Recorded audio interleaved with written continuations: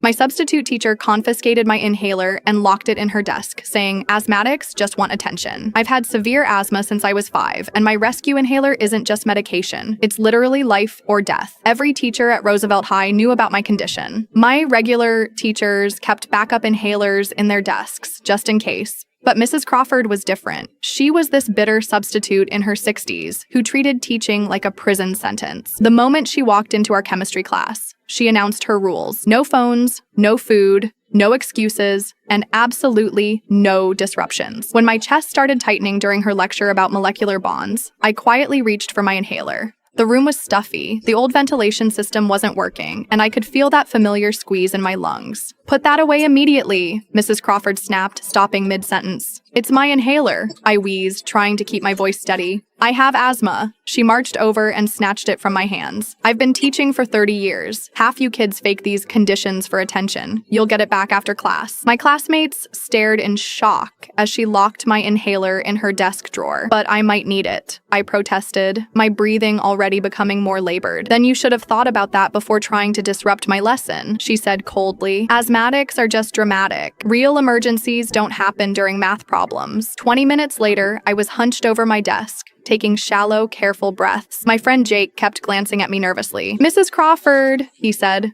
"Riley looks really bad. She's fine," she dismissed without looking up from her book. "Stop enabling the attention-seeking behavior." That's when my vision started getting fuzzy around the edges. I raised my shaking hand, trying to signal for help, but she ignored me completely. Jake didn't hesitate. He bolted from his seat and ran straight to the nurse's office, ignoring Mrs. Crawford's angry shouts about hall passes. What she didn't know was that my mom was the school nurse. 3 minutes later, my mom burst through the classroom door in her scrubs, emergency inhaler in hand. The look on her face when she saw me gasping for air was pure fury. "Where is her medication?" she demanded, rushing to my side. Mrs. Crawford looked confused. "Who are you?" "I'm the school nurse and her mother." Mom's voice was deadly calm as she helped me with the inhaler. "You took a life-saving medication from a student with documented asthma?" The color drained from Mrs. Crawford's face as she realized her mistake. I didn't know that my daughter could die without her medication. That's written in her file, posted on your desk, and required by law to be disclosed to all substitutes." Mom turned to the class, all 26 students recording with their phones. "Anyone else see this teacher confiscate medical equipment from a student having an emergency?" Every hand in the room shot up. Within an hour, Mrs. Crawford was escorted off campus by security. The school board called an emergency meeting that afternoon. By evening,